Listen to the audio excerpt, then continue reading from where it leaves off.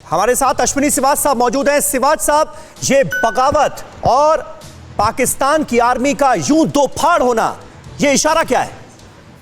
देखो समीर, इसमें कोई शक नहीं कि जनरल बाजवा को जब से एक्सटेंशन मिली है तो कुछ ऐसे जनरल हैं जो चीफ बन सकते थे, वो साइड ट्रैक हो गए हैं और बाकी जनरल्स को भी कहीं ना कहीं प्री मैच्योर रिटायरमेंट के लिए भेजा गया है। तो ऐसे में हो सकता है कि कुछ ना कुछ जनरल बाजवा के अंदर के सिमरिंग एक टेंशन हो, मगर वो कोई ऐसा दिख नहीं रहा। जो मैं भी समझ रहा हूँ, जो डॉक्टर मिर्जा ने ये खुलासा किया है, इसको और देखना पड़ेगा, इन्वेस्टिगेट करना पड़ेगा। मगर ये सच्चाई है कि ये जब भी किसी फौज के अंदर आप एक्सटेंशन दे देते हो तो कुछ एक जनरल्स जो हैं वो बगावत कर सकते हैं, क्योंकि वो बार बार उनको एक्सटेंशन मिल रही है, औरों को प्रमोशन के चांस नहीं मिलते। तो जैसे अभी जनरल मुशर्रफ थे, उनके अगेंस्ट भी एक प्रकार तारिक तालिबान पाकिस्तान और जैसे मोहम्मद ने भी एक 2-3 अटैक किए थे। तो वो भी आप अगर सोचो तो पहले तो किसी को नहीं मालूम था कि ऐसा हो सकता है। तो ऐसे में अगर कोई ऐसी कार्रवाई हो रही है, इसको पुख्ता इंफॉर्मेशन लेनी पड़ेगी। मगर ऐसा हो सकता है पाकिस्तान आर्मी में, क्योंकि हिस्ट्री बताती है ऐसा हुआ है। अभी तक इसकी इंफॉर्मेशन नहीं आई है, मगर ऐसा होना संभव है। उसकी वजह एक ही है, मैं मानता हूं जनरल बाजवा का काफी होल्ड है पाकिस्तान की आर्मी में, दिखने में ऐसा लगता है, और उसका तालमेल भी है एक प्रकार सिविल जो गवर्नमेंट से। पर मैं ये भी समझता हूं कि आज जो बाजवा साहब का कंट्रोल है वो एक इमरान खान को डिक्टेट करता है, और जो भी फॉरेन अफेयर्स है और जो भी एक प्रकार से इकोनॉमिक पॉलिसी है, उसको आज की तारीख रावलपिंडी से डिक्लेयर होता है, ना कि इस्लामाबाद से। तो इसमें तो कोई शक नहीं कि जनरल बाजवा और पावरफुल है आज की तारीख में। मगर उनके अगेंस्ट कोई बगावत वाली बात हो सकती है, वो आज ना हो कल हो, क्योंकि सिमरिंग टेंशन है फोर्स के अंदर, स्पेशली वो जनरल जो कि चीफ बन सकते थे मगर वो नहीं बने, क्योंकि जनरल बाजवा को एक्सटेंशन पे एक्सटेंशन मिल रही है। तो एक प्रकार से ये हर एक देश जिसके अंदर इस टाइप का हुआ है, जहां पर एक्सटेंशन मिलती है, डिक्टेटरशिप टाइप हो जाती है, तो ऐसा होना संभव है। मगर इसके ऊपर इन्वेस्टिगेशन करके पुख्ता इंफॉर्मेशन होनी पता चलनी चाहिए। ऐसा इंटरनेशनल प्रेस में आपने ठीक बोला कि अभी तक ऐसा आया नहीं है, मगर इसका आप एक और ज्यादा इन्वेस्टिगेट करें तभी है। मगर दिखने में ऐसा नहीं लगता कि ये अभी कुछ ऐसा हुआ है। ठीक है समीर। अयूब मिर्जा साहब, ऐसे में अगर ऐसा हुआ है जैसा कि आप बता रहे हैं, जो आपका बड़ा दावा है, इसकी इन्वेस्टिगेशन होगी कैसे? सच सामने कैसे आएगा? आपको क्या लगता है? देखें, सच छुप नहीं सकता, जल्द या बदेर ये सामने आएगा, और बहुत जल्दी सामने आएगा।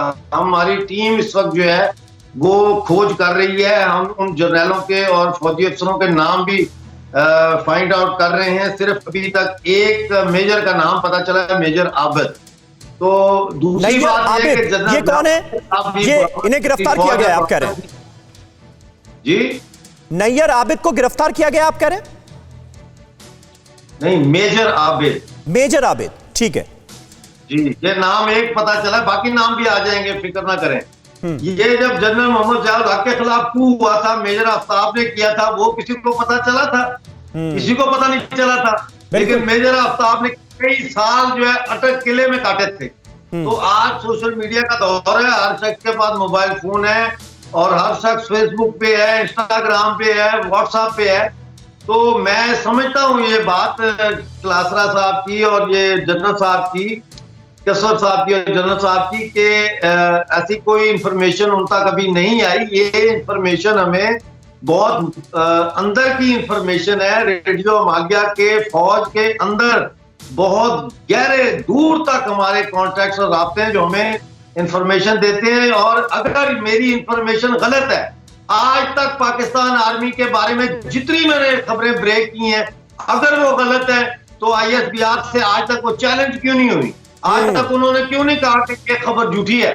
गफ्फारी साहब जवाब दीजिए, गफ्फारी साहब जवाब दीजिए। इसलिए चैलेंज हुई कि ISBR की नजर में आपकी कोई अहमियत ही नहीं है, आपकी बात की कोई अहमियत ही नहीं है ISBR की नजर में, और ISBR आपको सोचता भी नहीं है। हमजा तो यूं मिर्जा, आपके लिए यही अहमियत है कि आप इंडियन मीडिया में डिस्कस हो रहे हैं। इसके अलावा हमजा तो यूं मिर्जा आप अपने घर में भी डिस्कस नहीं होते। आप इतने गैर इंसान है, आप इतने गैर इंसान है कि आप अपने घर में भी डिस्कस नहीं होते और आपको इंडियन मीडिया क्यों लेता है? क्योंकि आप नेगेटिव बात करते हैं पाकिस्तान के अगेंस्ट। आप जितनी बात करेंगे ना, आपको इंडियन मीडिया वो शहंशाह बना देगा। हो सकता है कल कोई प्रोग्राम भी ऑफर कर दे, जैसे मेजर गारा वारिया को किया हुआ है। इसी तरह जितना आप एंटी बोल सकते हैं ना, बोले, आपको मजा आएगा। अच्छा गफ्फारी साहब, मेजर आबिद का नाम लिया अभी अयूब मिर्जा ने, जानते हैं आप उनको? वो भी गिरफ्तार हुए।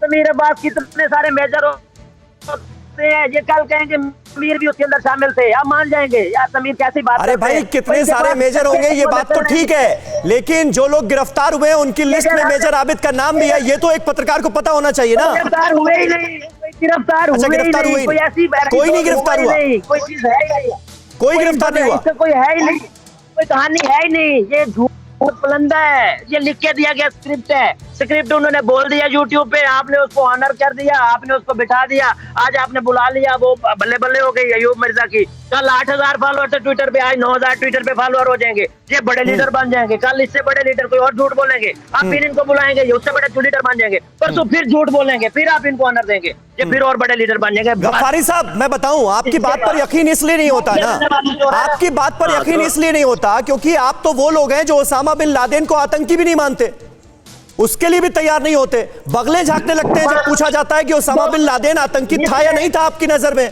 आप तो उसको शहीद बताते हैं। जिसने गलत किया उसने गलत पाया। अल्लाह करे कि जो जो गलत करते हैं वो इसी तरह मरे। यही मैं कह रहा हूं, आपसे अगर मैं बात करूंगा और आपकी राय पूछूंगा तो आप तो ओसामा बिन लादेन को आतंकी भी नहीं मानेंगे, उसको शहीद मानेंगे। तो आपकी बात पर यकीन किया जाए या अयूब मिर्जा की बात पर यकीन किया जाए? मैं कह रहा हूं जो गलत करता है वो क्रेडिबिलिटी किसकी है?